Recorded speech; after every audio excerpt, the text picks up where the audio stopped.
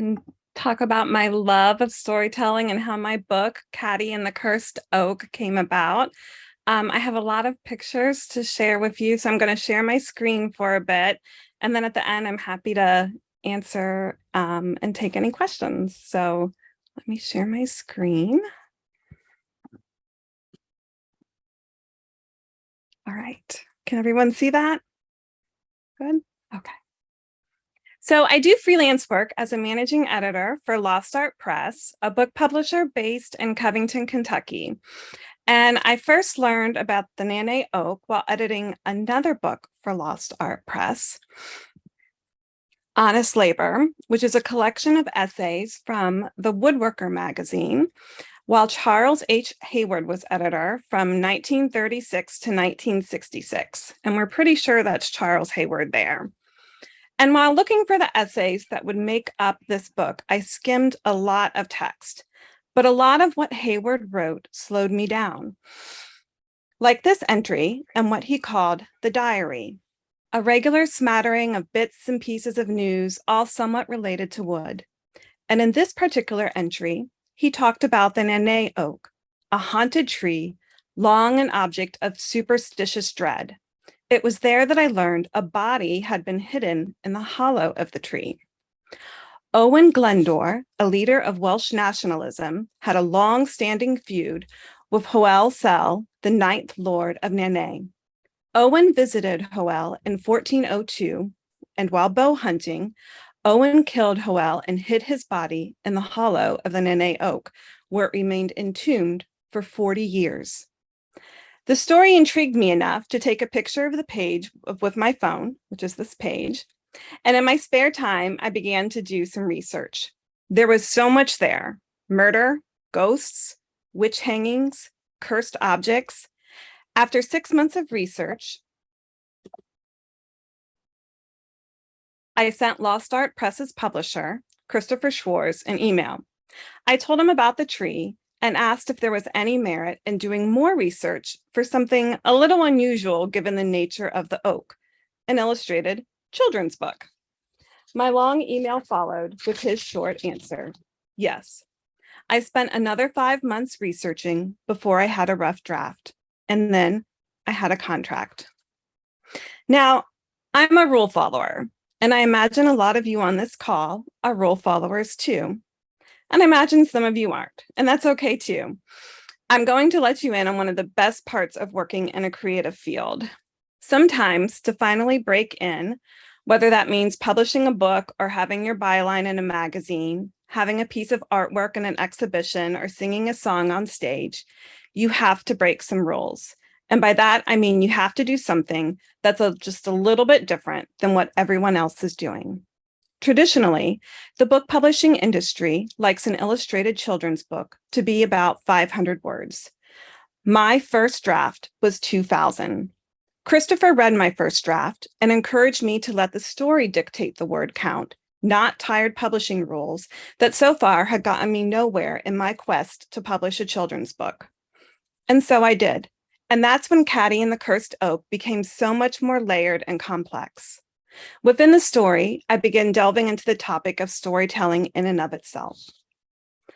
Even when I was a little girl, I loved writing stories, and I'm grateful to those who have encouraged that love in many ways, especially my parents and Mrs. Moorhead, my third grade teacher. In 1988, at Liberty Elementary, I, with big glasses and big hair, along with all the other kids in Mrs. Moorhead's class, was tasked with not only writing a story, but creating an actual book. We spent days on it, drafting the storyline and figuring out the pagination. The librarian, our teacher, and parent volunteers used typewriters to get the words on the correct pages. We had a page and a dedication. We illustrated each page, first with pencil, then with marker. We chose our cover material out of a big box of wallpaper samples, which we then wrapped around cardboard. The pages were sewn, just like Cadi is. And then here's the best part. All the books were shelved in the school library. Mrs. Phelps, the school librarian, made sure each book had an envelope and card in the back and fellow classmates could check everyone else's books out. After that project, I knew what I wanted to be when I grew up. I wanted to tell stories and make books.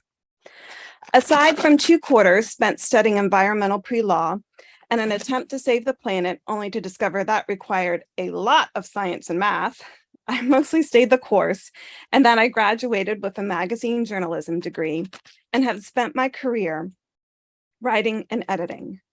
But for years, becoming an author, all caps, felt like a dream that maybe wasn't meant for me. These days, life is so often viewed through the glossy lens of social media. Right now, I want you to think about a time that you have tried to do something that meant a lot to you and failed. Were you quiet about it, or did you talk about it? So often, we shy away from talking about the hard stuff, the scary stuff. This from the book. You can't stop the stories, child, her grandmother said, even bad ones. Every living thing has a story, and every story deserves to be told. Cadi's grandmother pulled out a small pile of acorns from her coat pocket. These acorns may be from the same tree or different trees. They might be related to the blasted oak, holding its stories within. But each acorn has a different story, depending on where it grew on the tree, what it witnessed, where it fell, what it will be. All you can do is gather and listen. All of it, the bad, the good, the mundane, the thrilling, it's all part of the acorn's truth. And with time, the stories can change. In fact, they almost always do. Now Cadi was mad. She didn't understand why things had to be so complicated. She didn't understand why some stories could be so scary or sad. She didn't understand why she had to be the one to find the cup, and she didn't understand why the cup had to crack. She didn't want it to crack. She didn't mean for it to crack. And she didn't understand why the spirit stories were haunting her so. The worst thing you can do, her grandmother said, interrupting Cadi's angry thoughts, is to hide a story that needs to be told. One thing I love about picture books is their recognition of a child's depth of perception and understanding. Kids see and feel and experience a lot more of this world than we adults maybe like to think they do. And I think that's why I'm drawn that, again, break the rules a little bit. Books that are a bit scary. Kara, I am so sorry to interrupt you. Yeah. Your mic seems to be having some issues. I think maybe paper or something is rubbing against it. I probably have my paper right above it. I'm sorry. Do I need to go back? Could you start over at the last picture? Yes. Thank you so much. Sure. Do you want me to read the excerpt again? Yes, that's a good place to start. Okay. You can't stop stories, child, her grandmother said, even bad ones. Every living thing has a story, and every story deserves to be told. Cadi's grandmother pulled out a small pile of acorns from her coat pocket. These acorns may be from the same tree or different trees. They might be related to the blasted oak, holding its stories within, but each acorn has a different story, depending on where it grew on the tree, what it witnessed, where it fell, what it will be. All you can do is gather and listen. All of it, the bad, the good, the mundane, the thrilling. It's all part of the acorn's truth. And with time, the stories can change. In fact, they almost always do. Now Cadi was mad. She didn't understand why things had to be so complicated. She didn't understand why some stories could be so scary or sad. She didn't understand why she had to be the one to find the cup, and she didn't understand why the cup had to crack. She didn't want it to crack. She didn't mean for it to crack, and she didn't understand why the spirit stories were haunting her so. The worst thing you can do, her grandmother said, interrupting Cadi's angry thoughts, is to hide a story that needs to be told. One thing I love about picture books is their recognition of a child's depth of perception and understanding. Kids see and feel and experience a lot more of this world than we adults maybe like to think they do. And I think that's why I'm drawn to books that, again, break the rules a little bit. Books that are a bit scary, honest, and explore complicated feelings. Often, these same books are also filled with love. I began writing picture books, a genre I long loved, while pregnant with Sophie. I sent my first query to an agent October 30th, 2007. Cadi was published 14 years later. I loved those early mothering years. They were also intense. We couldn't afford childcare, so while Andy worked a regular work week, I stayed home with the kids and then did my job, freelance editing and writing, nights and weekends. I didn't have time to spend hours every day writing children's books that weren't guaranteed income, but I also couldn't not write children's books because I love writing them, so I did. I wrote many children's books throughout those 14 years and sent probably half a dozen out to agents and publishers. I stopped counting my rejection letters once they hit 100. Instead, I stuck to days. Let's just say you can get rejected a lot in that amount of time. But then on February 22nd, 5,229 days later, Cadi was released. I can't talk about Cadi without talking about the book's illustrator, Ellen Manon. It was important to me that the illustrator be Welsh, and I spent months trying to find the perfect one. Instagram proved helpful, as did my kids and their explanations on how hashtags worked. I used keywords to search for illustrators in English and in Welsh, and eventually found Ellen, who grew up in Cardiff.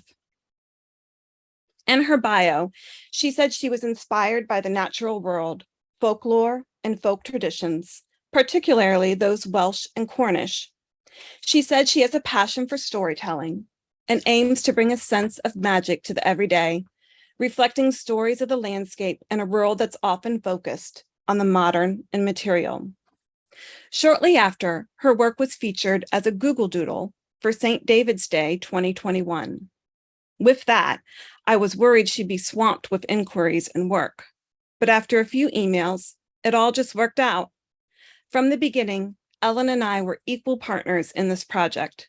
She and I discussed everything, down to a flurry of emails between both of us and Christopher 2 days before Christmas related to the book's cover and spine while it was at the printer. I should note here that Lost Art Press is a unicorn publisher. Traditionally, I'd submit my manuscript and have no say in anything else, including the illustrator, title, design, and cover. So I'm grateful. Ellen began sending me rough sketches over the summer of 2021. This image is when it became real for me. How remarkable, I thought, that she could, with just a few lines, create on paper a scene I just made up in my head. Now, much of Cadi is fiction, but it's heavily researched fiction, and many of the places and objects that Ellen illustrated exist in real life. In one of the scenes, Cadi and her family eat in a restaurant in which there is a frightening and detailed plasterwork scene of a large tree on the wall. The waiter tells her it's the hollow oak of the demon, the Nene oak. This plasterwork scene is real and exists, as does the restaurant in Dolgellau, a small town in northwest Wales. Legend states the plasterwork has actual branches from the Nene oak embedded in it. In my research, I learned that the plasterwork armorel, also featured in the book, was constructed as late as the 19th century, perhaps when the restaurant was used by the Cricket and Reading Club. The tree, on the other hand, was possibly constructed as part of the 1758 restoration of the hall, as the subject's clothing in the scene matches the time period. I used a detailed standing building report commissioned by the Snowdonia National Park Authority and created by Ian Brooks, who kindly sent me these pictures, to help me describe the scene accurately. But Ellen was able to go to the restaurant and see it all in person. Later in the book, Cadi and her grandmother walk through the Nene Deer Park. Online articles and books help describe this walk, as well as along with a delightful YouTube video posted by Margaret Hall, who lets viewers walk through the deer park with her. This from the book. Cadi and her grandmother often walked the paths in and around the Nene estate. Cadi loved helping her grandmother open and close the gates, and she loved how green everything was, especially in the spring. She loved how her grandmother taught her the names of things, animals, insects, leaves, and trees. She loved the sheep and lambs roaming about, the clock on the Quoddy Lodge with the time permanently painted 6 minutes to 5, the old iron gate with the fancy V, the stone arch, and the parts where you can see the mountains in the distance. Cadi knew this was land that held secrets and stories. Behind this stone wall used to be one of the Nene's kitchen gardens, the old garden built in the 1790s, her grandmother said. They had reached a time-worn wooden door with an engraved stone lintel above it. Her grandmother paused and then asked, "Would you like to hear a story?" Cadi nodded. While on holiday, Ellen took this same walk with her parents, something she mentions in her dedication. Here are the mountains she saw in the distance, and the old iron gate with a fancy V. The V in this cast iron gate stands for the Vaughn family. The time-worn wooden door with an engraved stone lintel above it, the entrance to the old garden. Ellen tried to find the stone pillar that marked where the Nene oak once stood, but it's now in someone's private garden. She wrote to me, despite not being able to find the exact spot of the oak, it was an incredible place to walk around. You got a real sense of time and story all merging, swirling, and stretching together. Here's Ellen standing in front of the lodge with her rough sketch and her final illustration. Ellen also had images of the actual Acorn cup to use as a guide in her illustration. This from the book. Once there was a cup, but it was not an ordinary cup, for it was a silver cup with an oak sleeve turned in the shape of an acorn, 1 hand high, as if it were crafted for a child. And on a winter day in Dolgellau, a small town in northwest Wales, it was Cadi who found the cup, lodged between a stone wall and her grandmother's oak coffer. Cadi pulled the cup until she heard a quiet pop, muffled by the coffer's cobwebs. A tiny split opened in the wood, smaller than the breath of a bee. In 1813, Sir Richard Colt was visiting the Nene estate and drew the Nene oak, which you can see here. Overnight, a terrible storm occurred and lightning hit the tree, destroying it. By then, it measured 28 feet around and was more than 900 years old. The remaining wood was collected and quite a few things were made from it, including the frame in this photo, tables, candlesticks, and of course, the lovely acorn-shaped cup that is so central to my story. In my research, I learned that legend says if you drink from the cup, the tree's stories will haunt you. Initially, I had the spirits haunting Cadi by slipping out of the crack in the cup that formed by her dropping it. And if you look at this photo, you can see a crack in the actual cup does exist. But it was Christopher who, while editing, noted that he wanted to see what happened when Cadi drank from the cup. This from the book. Cadi crept into the kitchen, climbing a stool in front of the sink, and filled the cup with water. Nothing happened. She waited for it to leak, worried her parents would discover her, but still the wooden sleeve was dry. This comforted her. And then, without thinking, Cadi brought the cup's silver rim to her lips. What she didn't know was that buried deep in the cup's oak sleeves were spirit stories, long forgotten tales of hobgoblins and demons and death and sorrow, of things passed down and whispered in the dark to scare and to warn. The bee's breath crack had awakened them, and with one small sip of water, Cadi drank them all in. I spent a long time researching the acorn-shaped cups. There are 2 silver discs attached to the wooden sleeve of the cup with inscriptions on each disc. One is an engraving of the Nanae oak with the year 1813, and these words, which translate to the hollow oak of the demon. The other, a coat of arms, and these words, which translate to a good conscience is the best shield. How apt. It was easy to get swept up in the mystery and the magic of the Nanae oak and its centuries-old stories. To turn the tale into a children's book, I wanted the story of the oak to be so much more than what happened on that fateful day in 1402, the tale that has long made the Nanae oak famous. While on this personal quest, I fell into several surprising coincidences and discoveries. The longbows carried by Owen and Hoel on their hunt gone astray brought to mind an entirely different hunt, an Instagram post by Welsh stick chairmaker Chris Williams, another Lost Art Press author, in which he was armbow hunting with his daughter Alice. Armbow hunting, by the way, is when you hike through a forest looking for branches with natural crooks in them that would make an ideal natural armbow in a traditional Welsh stick chair. It was then that I thought my main character could be a Welsh stick chairmaker's daughter. I spent hours considering Welsh names.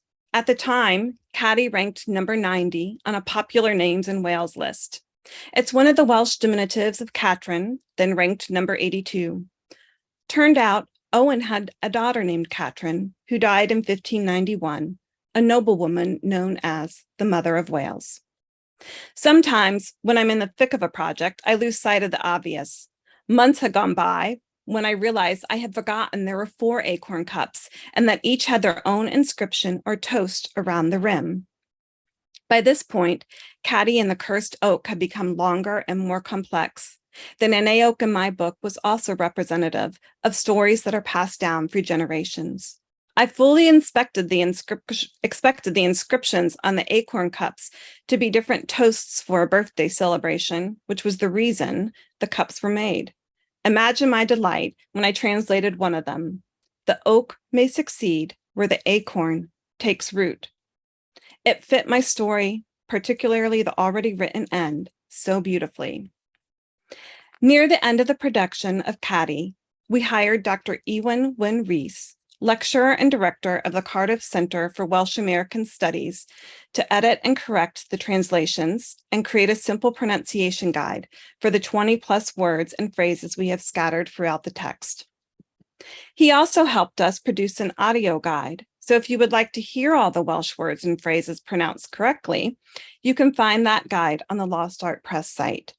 He was so incredibly thorough and patient and wonderful to work with. Also, as if it were meant to be, he said he remembers his Nan, grandmother, telling him that her own Nan was head housekeeper at none other than the Nanae estate.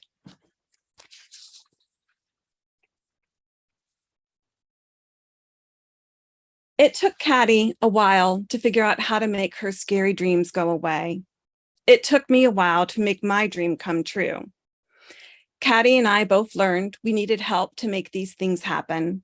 I needed a good editor and publisher who liked to do things differently.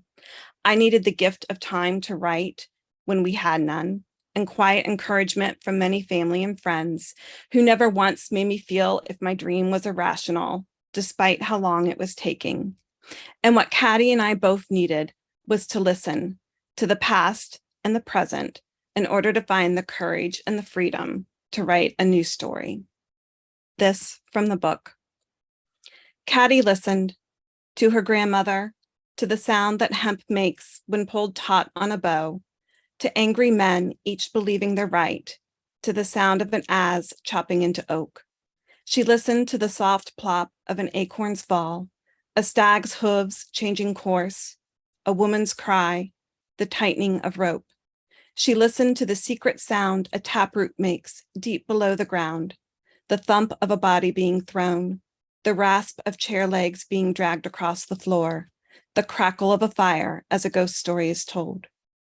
As she listened, the skeleton's bones crumbled into the earth and the women's heads grew to a normal size until they looked quite kind, actually. And then, to Cadi's surprise, one woman smiled, reached out her hands, and gently loosened the arm bow's grip. So that's how Cadi came to be. If anyone has any questions, I'm happy to answer them.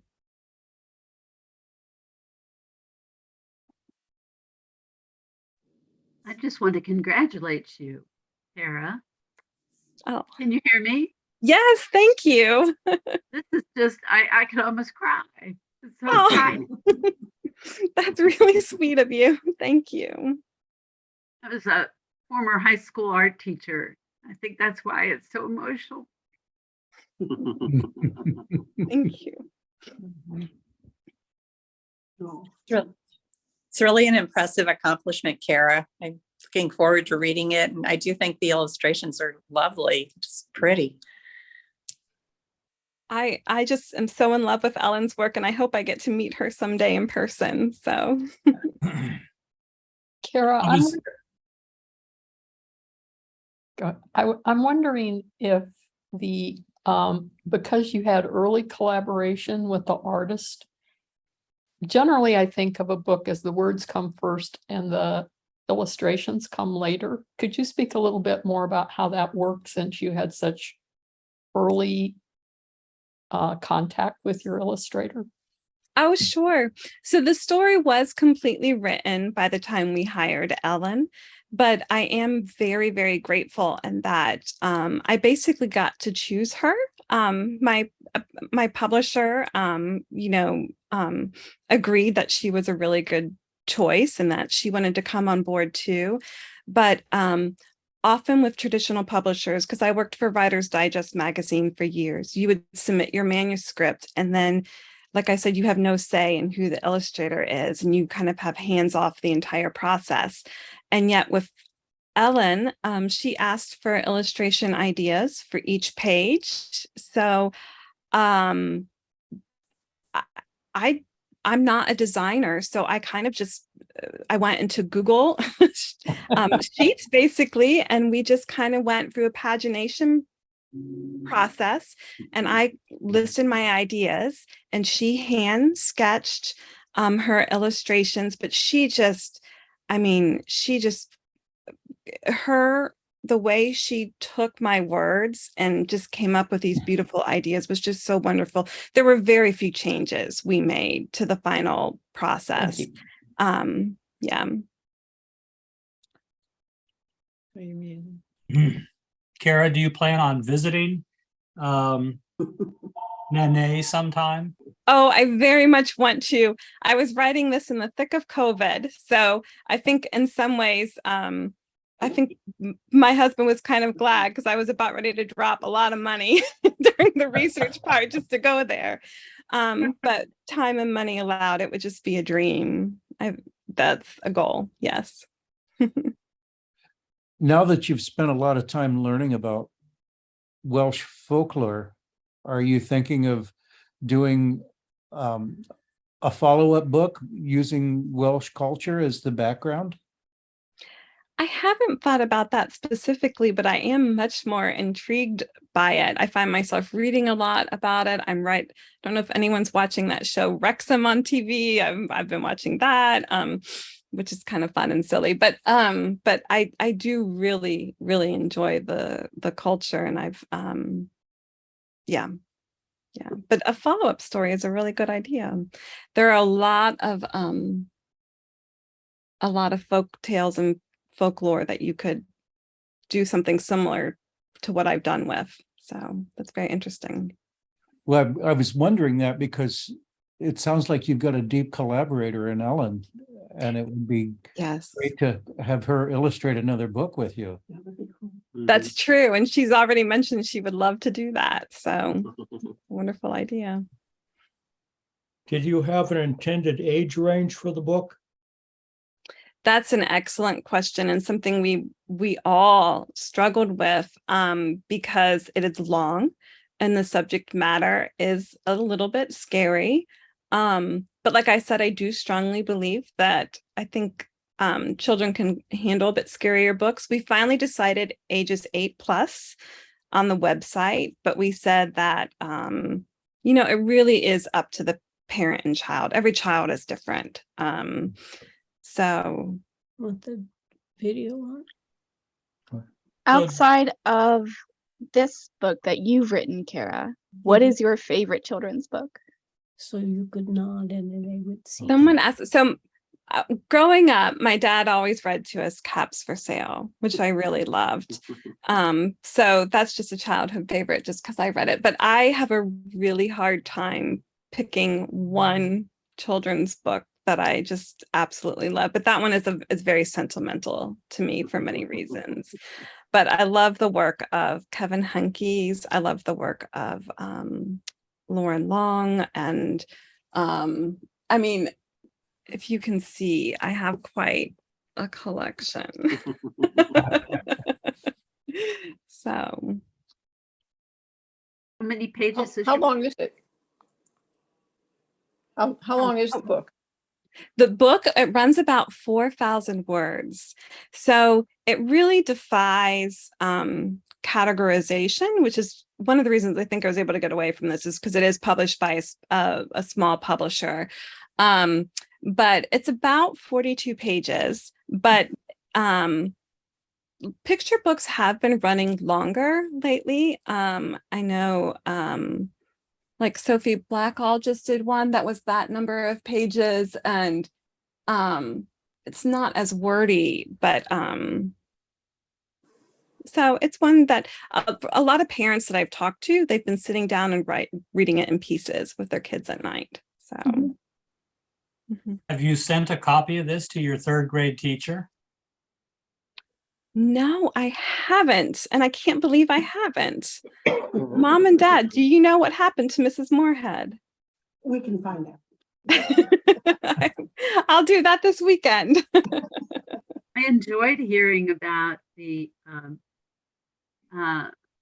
event in third grade that cemented this idea in you, or gave you courage to move forward with it, or ignited the flame. And that's probably the better way to put it. And how teachers can be that inspirational, or facilitate that the growth of that desire with you. And the people who were involved with typing the pages for you on an old typewriter. I had a dear friend whose mother was, I think, volunteering at the school still, and the library was years later. They were cleaning out the library, and she rescued a shoebox of these old books.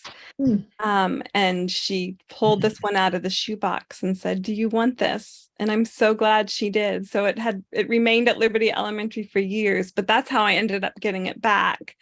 And it's had since fallen out, but the card was still in it. And I wish I still had it, because you could see all the different kids' signatures who had checked it out. And what a neat thing for a kid to think your book had been checked out. Yeah. Mm-hmm. Yeah, I was recalling how I first got the courage to, not courage, but felt motivated to go into art. And it was my illustrating something when copying an illustration when I was like in fourth grade. And I still have that. I still have that picture, and I kind of became the famous art student in school, the one the teacher would ask if they needed some special illustration in the classroom, and then I was encouraged to do that. And then my mother and father decided to do a mural that was about 20 feet long in our basement. And my mom and I did that, and that carried some fame with it too, within the family and the friends group, and it just all grew from there. Oh, how wonderful. Yeah. Fun. I felt a parallel with talking about with the book, the library. That's wonderful.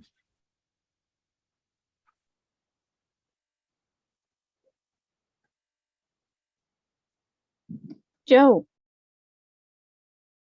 Are you writing a book now? I have another book that I have out with agents that that's been rejected for quite a while now. So at some point I probably should quit.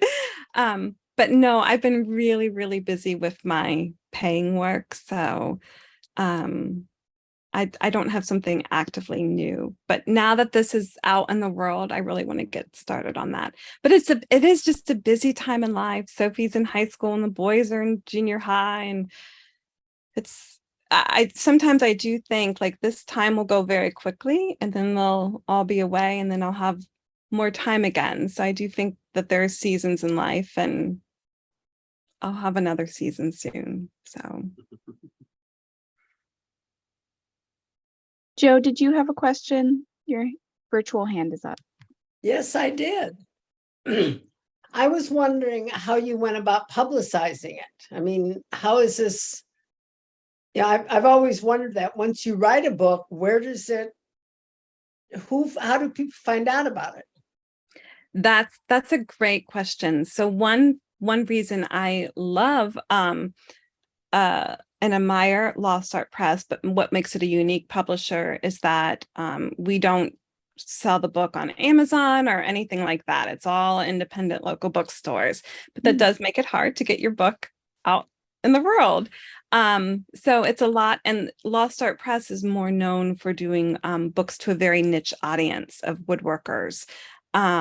So my book was a little bit unique in that sense. So I've been doing a lot of the publishing work, publicizing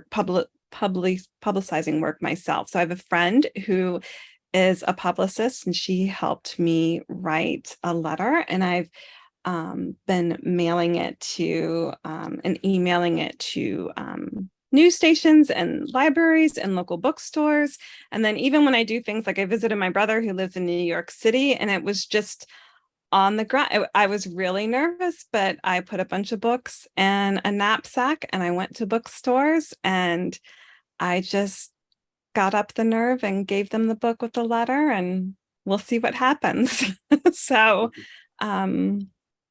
yeah, and then things like this are just so wonderful. We have a bookstore in town called the Blue Marble. I live in Fort Thomas, and I did a talk there that was just lovely. And so just little things like that.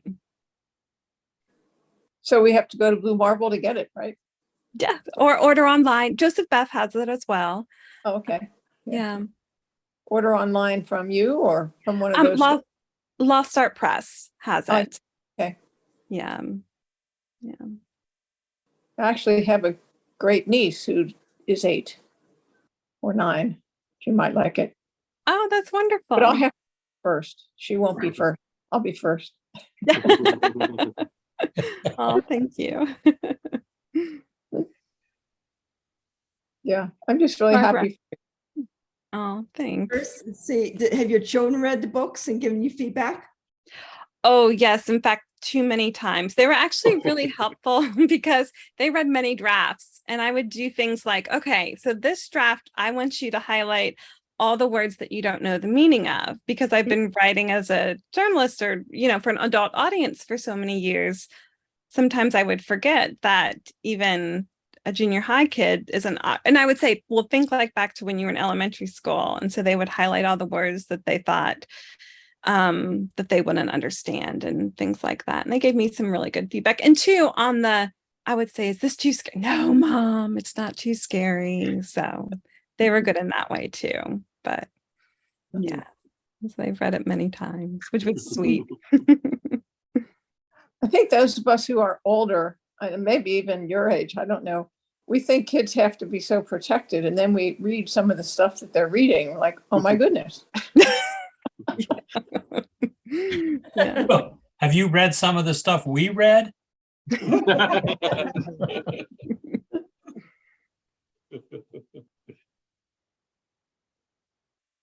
Well, I think you have time for one or two more questions.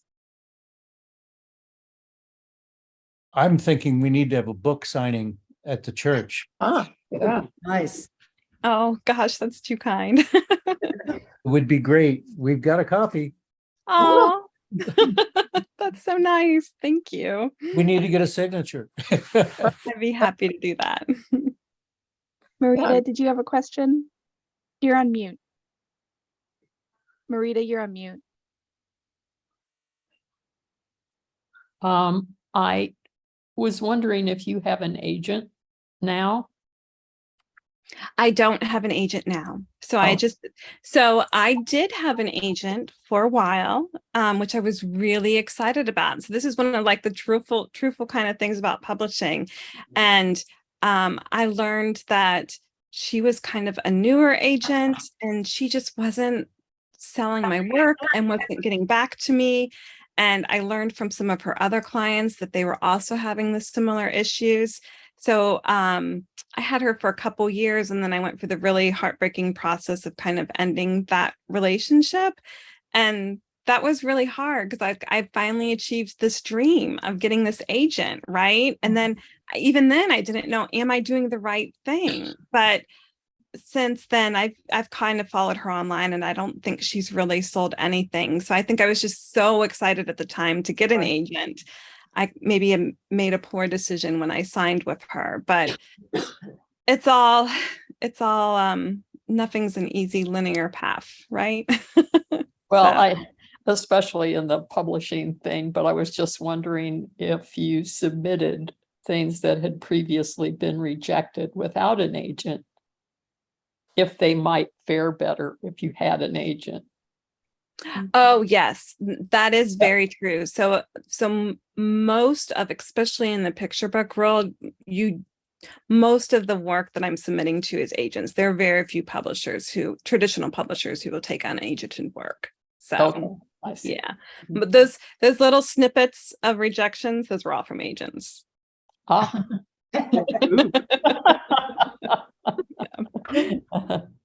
Your perseverance is commendable. Right. I have grown a much thicker skin. Doug, How much editing did the publisher do on your writing? Not very much, although he did. I mean, my initial draft was 2,000 words, and he wanted it to be much more in depth. He wanted it to be much longer. And I think partly too, because of our Lost Art Press audience, he thought it could also be a book that might be interesting, like a coffee table book for adults as well. So I think that's partly where that was coming from. But it did allow me to get much deeper into the story. So that was not a rewrite, but that took a lot more work. And then I edit, but you can always use good editors, because he read it, Ellen read it, I read it, and I had numerous friends read it. And then Megan, who also works at Lost Art Press, was doing a final copy edit. And at one point I had mixed up Owen and Hoel, like I had flipped the two. And she was like, wait, didn't the one shoot the other with the bow and arrow? You can just, everyone needs an editor and a copy editor and many eyes on the manuscript. And 4 eyes is definitely not enough. Yeah. Yes. I have once proofread a book and for somebody, and I found a lot of errors, but I also missed a lot of errors. Yeah. Book. Oh, this was a mathematics textbook. Graphic level mathematics textbook. So How there many was more illustrations to were there, Kara? look at than just an English language something. Yeah. How many illustrations did you have in the book? One on each double-page spread, or? I would have, that's a really good question. I would have to count, but most pages have an illustration. The pages that don't have its own illustration, she did a wash where it would just have subtle leaves in the background, or like like nights, kind of just very in the, yeah. So did you have to pay her, or did you, these people that you hired or were hired, were they paid for by the publisher or yourself? So we let her, that's an excellent question. We let her choose. She could, we asked if she wanted to do work for hire or if she wanted to do royalties on the book. And so she chose royalties, but she also did an advance because she did a lot of work. And so I chose no advance, but royalties as well. So then we, the royalties that come in from the book, then we split 50-50. So that's how we worked it. Linda. Can you imagine this book being translated into Welsh?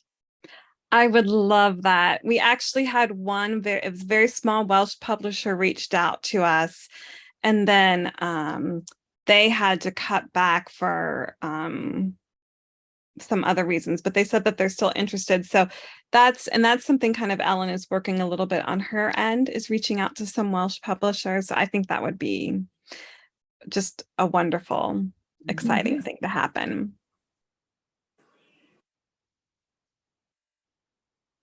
Well, Kara, thank you so much. I also teared up a little bit during your talk, and I learned so much about what it takes to publish a book. I did not know. So thank you so much.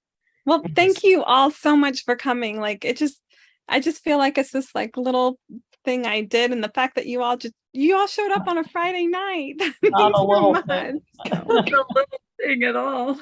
Our Not a pleasure. little thing. Our pleasure. I look forward to reading it. Thank you. Thank you. Well, and Thank this is you. Lee. And for me, like I cannot imagine writing anything creative.